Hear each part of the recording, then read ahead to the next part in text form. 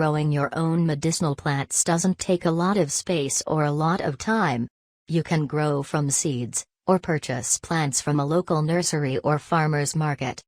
These 4 plants will get you started. Common chamomile.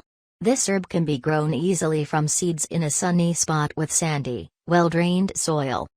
2 popular kinds, Anthemis nobilis and Matricaria recutita, are actually different species but have the same medicinal effects.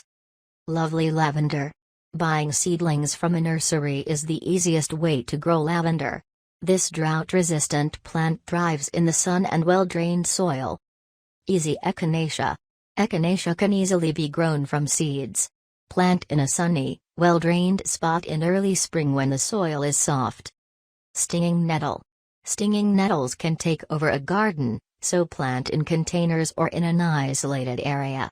The plants like shady, wet soil.